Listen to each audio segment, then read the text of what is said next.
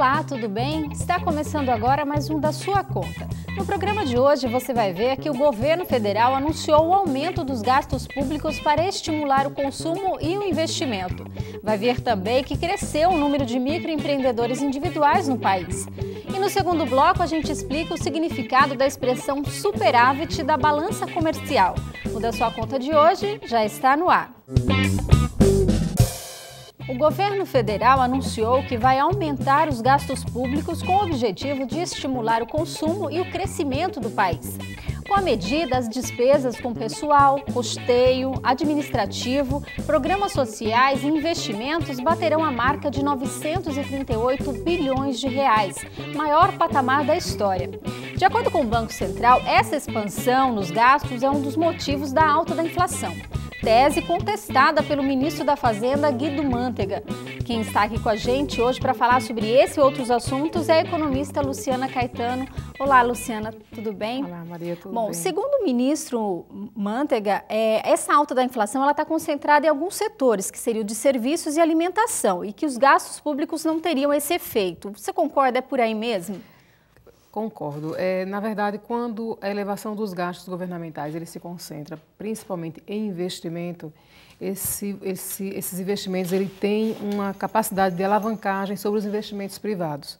E isso, de um certo modo, pode não gerar exatamente uma pressão inflacionária. Essa pressão inflacionária ela é maior quando esse aumento dos gastos governamentais ele se dá exatamente com o aumento, por exemplo, de massa salarial, de gastos com salários. Por quê? Porque isso acaba se traduzindo em consumo de uma diversidade de bens de consumo realmente. E isso pode sim ter uma pressão inflacionária. Mas, segundo o ministro, essa elevação de gastos, ela é exatamente decorrente de uma expectativa de elevação dos investimentos públicos no país, na perspectiva exatamente de você estimular o crescimento econômico, considerando que as estimativas de crescimento para esse ano devem ficar um pouco abaixo da expectativa que se tinha feito inicialmente, que era de 3,5%, 4,5% e depois para 3,5%. Agora, se a gente pensar a longo prazo, por exemplo, ela não pode ter esse efeito, já que você tem aí aumento dos gastos públicos, né? Vai ter esse estímulo ao crescimento.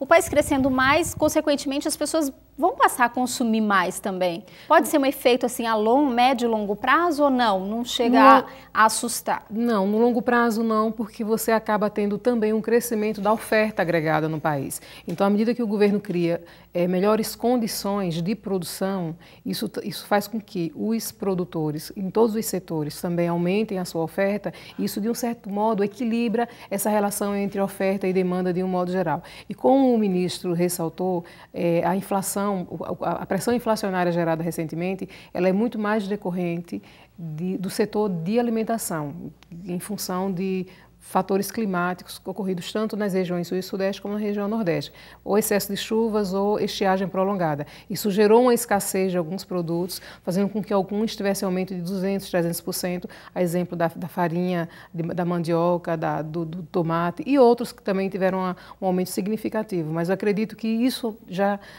esteja se regularizando. A gente já tem aí algumas sinalizações de que a oferta desses bens tende a se regularizar, fazendo com que haja um recuo desses preços e diminuindo a pressão sobre a inflação. Bom, numa pesquisa recente feita com os brasileiros, eles se mostraram muito otimistas com a economia. Você acredita que esse cenário, apesar dessa alta da inflação em alguns setores, né, a gente tem motivos para estar otimista aí com o desenvolvimento, o crescimento do país para esse ano? Sim, sim. A gente, inclusive, teve, assim, a taxa de crescimento registrada no primeiro trimestre foi de 0,6%, um pouco abaixo da primeira estimativa, que era de 0,9%, e de um certo modo, há um crescimento inclusive do setor informal, que acaba não sendo capturado pelos indicadores que são utilizados hoje para registrar essa taxa de crescimento do país.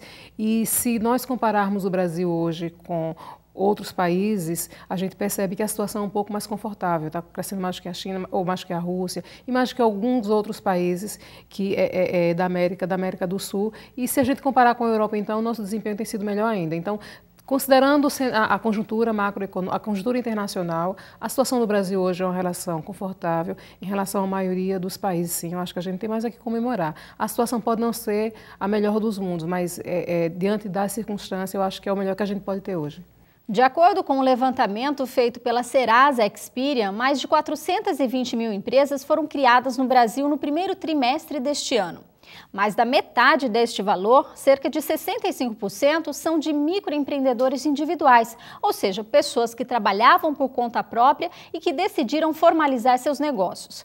Ao se inscrever no programa, o microempreendedor recebe um número de cadastro nacional de pessoa jurídica, o CNPJ, e pode emitir nota fiscal. Mas existem outras vantagens. E, Luciano, uma outra vantagem seria que esse microempreendedor ele pode contratar até um funcionário, né? Exatamente. E você também aumenta as suas chances de aumentar a sua clientela e, inclusive, de prestar serviço ao setor público ou até algumas empresas privadas que exigem que essa empresa seja formalizada para que ela possa contratá-lo.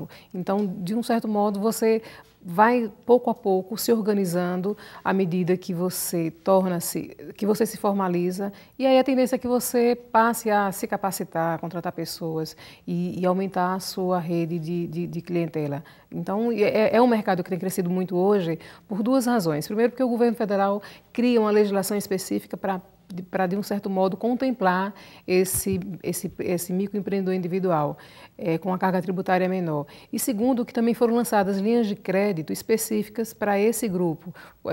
Hoje existe uma linha de crédito que é de 0,64% ao mês.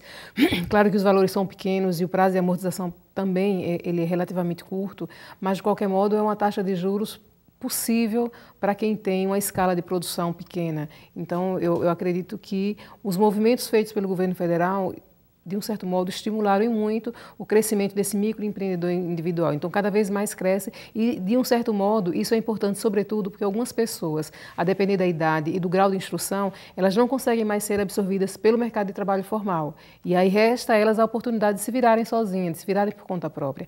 E aí você formalizar uma empresa, ainda que seja uma microempresa, ainda que seja um microempreendedor individual, abre para você novas oportunidades de geração de renda no mercado. E movimenta a economia também, Sem sombra de dúvida. E no próximo bloco a gente fala sobre superávit e balança comercial. Da Sua Conta volta logo depois do intervalo. Até já!